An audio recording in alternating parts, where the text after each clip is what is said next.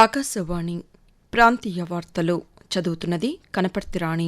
ముఖ్యాంశాలు: రాష్ట్రంలో ఆర్థిక నేరాలను కట్టడి చేసే విషయంలో మరింత చురుగ్గా పనిచేయాలని ఆంధ్రప్రదేశ్ ముఖ్యమంత్రి నారా చంద్రబాబు నాయుడు అధికారులకు సూచించారు. ఉమ్మడి జిల్లా కేంద్రాల్లో మైనారిటీల కోసం ప్రత్యేక డిగ్రీ కళాశాలలు ఏర్పాటు చేయాలని తెలంగాణ ముఖ్యమంత్రి రేవంత్ రెడ్డి అధికారులను ఆదేశించారు. ఏలూరు జిల్లా ద్వారకా తిరుమలలో 29 కోట్ల రూపాయలతో పలు అభివృద్ది కార్యక్రమాలను ఆంధ్రప్రదేశ్ దేవాదాయ శాఖ మంత్రి ఆనం రామనారాయణ రెడ్డి ఈరోజు ప్రారంభిస్తారు. రాష్ట్రంలో కొత్తగా 12 డయాలసిస్ కేంద్రాలు ఏర్పాటు చేస్తున్నట్లు ఆంధ్రప్రదేశ్ వైద్య ఆరోగ్య శాఖ మంత్రి వై సత్యకుమార్ యాదవ్ తెలిపారు. వార్తల వివరాలు: రాష్ట్రంలో ఆర్థిక నేరాలను కట్టడి చేసే విషయంలో మరింత చురుగ్గా పనిచేయాలని ఆంధ్రప్రదేశ్ ముఖ్యమంత్రి నారా చంద్రబాబు నాయుడు అధికారులకు సూచించారు. అమరావతిలోని రాష్ట్ర సచివాలయంలో నిర్వహించిన కలెక్టర్ల సదస్సులో ఆయన నిన్న శాంతి భద్రతలపై సమీక్ష నిర్వహించారు. నేరాల నియంత్రణ, రోడ్డు ప్రమాదాల నివారణ, సైబర్ నేరాలు అరికట్టడం వంటి అంశాలపై సమావేశంలో విస్తృతంగా చర్చించారు. సాంకేతికత, సీసీ కెమెరాలు, ఇంటెలిజెన్స్, పహారా వంటి చర్యలతో పోలీసులు ప్రత్యక్షంగా లేకపోయినా వారి ప్రభావం కనిపించాలని అన్నారు. ఈ సందర్భంగా ముఖ్యమంత్రి మాట్లాడుతూ, డెవలప్మెంట్ సింక్ అవుతూ పోలీసులు కూడా పనిచేయాల్సిన అవసరం ఉంది. SP law and order maintain చేస్తే ప్రజలకు ఎంత స్ట్రిక్ట్ గా ఉంటే, ఎంత దూరంగా ఉంటే అంత ఇంపాక్ట్ వస్తుంది అనుకుంటాం. ప్రజలకు ఫ్రెండ్లీగా ఉండాలి, యాంటీ సోషల్ ఎలిమెంట్స్ భయం ఉండాలి. అది ఎక్కడికక్కడ మనం ఎస్టాబ్లిష్ చేసుకోవాల్సిన అవసరం ఉంది. గుడ్ గవర్నెన్స్ అనేది ఎప్పుడు కూడా ఎఫిషియన్సీ ఉండాలి. మనం డీల్ చేసే ప్రతి ఒక్క ఇష్యూలో ఎంపతి ఉండాల్సిన అవసరం ఉంది. ఉమ్మడి జిల్లా కేంద్రాల్లో మైనారిటీల కోసం ప్రత్యేక డిగ్రీ కళాశాలలు ఏర్పాటు చేయాలని తెలంగాణ ముఖ్యమంత్రి రేవంత్ రెడ్డి అధికారులను ఆదేశించారు.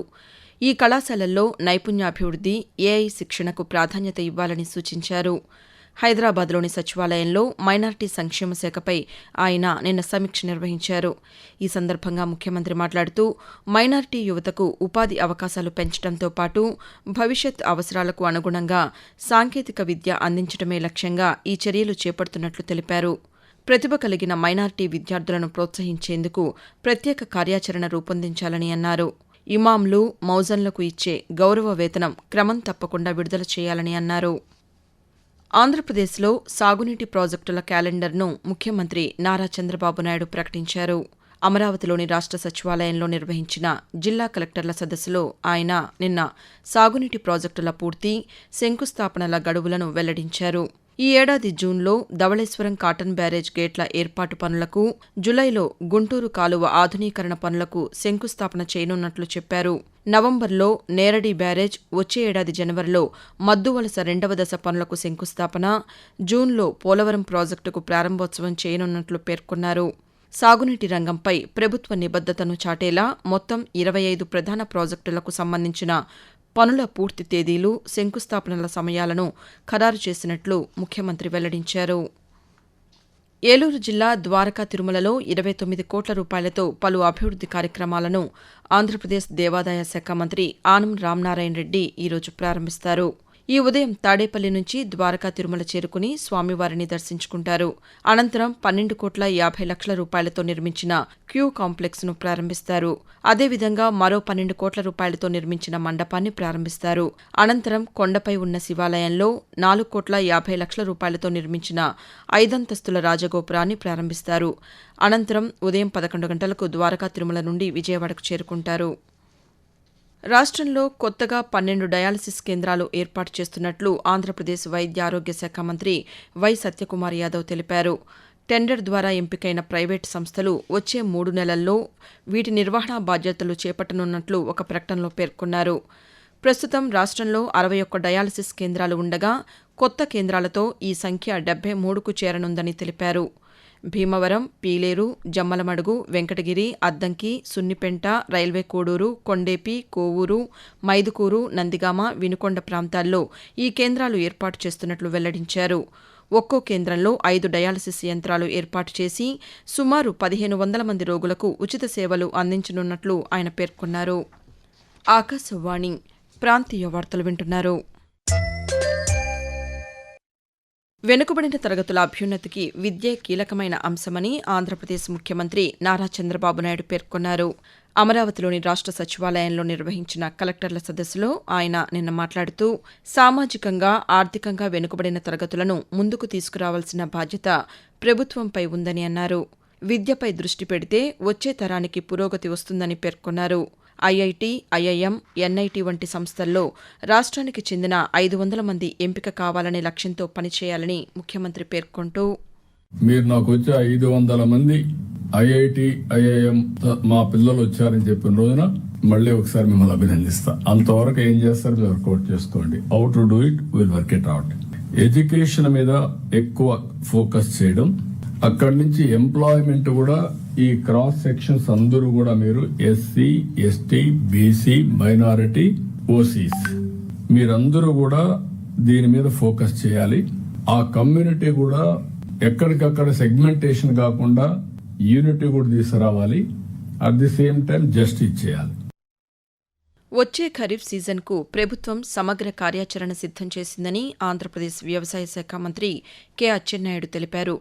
రైతులకు సాగునీరు, నాణ్యమైన విత్తనాలు, ఎరువులు సమయానికి అందించేందుకు చర్యలు తీసుకున్నట్లు ఒక ప్రకటనలో పేర్కొన్నారు.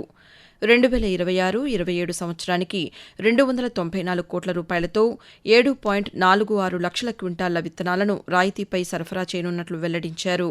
ఖరీఫ్కు అవసరమైన 93,000 క్వింటాళ్ల పచ్చిరొట్ట ఎరువు విత్తనాలను 50% రాయితీపై అందిస్తున్నట్లు తెలిపారు.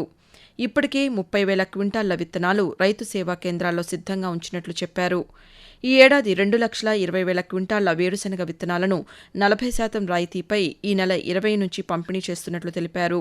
అలాగే 1,62,000 క్వింటాళ్ల వరి విత్తనాలను ఈ నెల 15వ తేదీ నుంచి రైతులకు అందించనున్నట్లు అచ్చెన్నాయుడు వెల్లడించారు.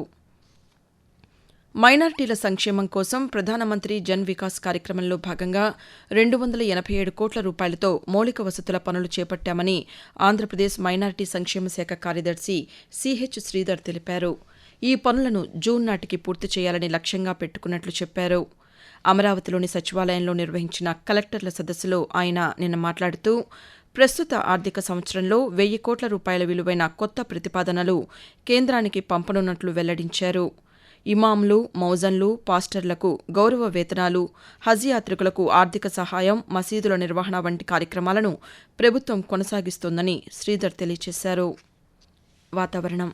రాష్ట్రంలో విభిన్న వాతావరణ పరిస్థితులు కొనసాగుతున్నాయి. కొన్ని ప్రాంతాల్లో ఎండల తీవ్రత అధికంగా ఉండగా మరికొన్ని ప్రాంతాల్లో తేలికపాటి నుంచి మోస్తరు వర్షాలు నమోదవుతున్నాయి.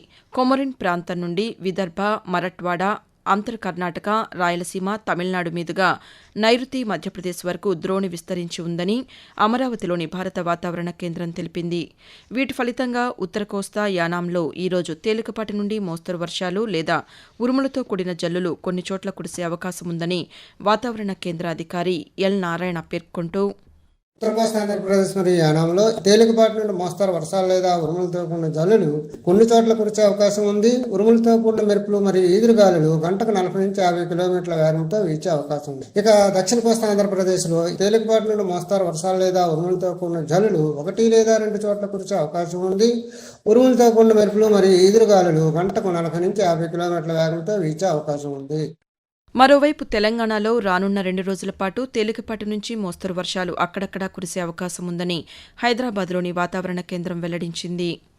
ప్రాంతీయ వార్తలు ముగించే ముందు ముఖ్యాంశాలు మరోసారి. రాష్ట్రంలో ఆర్థిక నేరాలను కట్టడి చేసే విషయంలో మరింత చురుగ్గా పనిచేయాలని ఆంధ్రప్రదేశ్ ముఖ్యమంత్రి నారా చంద్రబాబు నాయుడు అధికారులకు సూచించారు. ఉమ్మడి జిల్లా కేంద్రాల్లో మైనారిటీల కోసం ప్రత్యేక డిగ్రీ కళాశాలలు ఏర్పాటు చేయాలని తెలంగాణ ముఖ్యమంత్రి ఏ రేవంత్ రెడ్డి అధికారులను ఆదేశించారు. ఏలూరు జిల్లా ద్వారకా తిరుమలలో 29 కోట్ల రూపాయలతో పలు అభివృద్ది కార్యక్రమాలను ఆంధ్రప్రదేశ్ దేవాదాయ శాఖ మంత్రి ఆనం రామనారాయణ రెడ్డి ఈరోజు ప్రారంభిస్తారు. రాష్ట్రంలో కొత్తగా 12 డయాలసిస్ కేంద్రాలు ఏర్పాటు చేస్తున్నట్లు ఆంధ్రప్రదేశ్ వైద్య ఆరోగ్య శాఖ మంత్రి వై సత్యకుమార్ యాదవ్ తెలిపారు. ఆకాశవాణి ప్రాంతీయ వార్తలు ఇంతటితో సమాప్తం.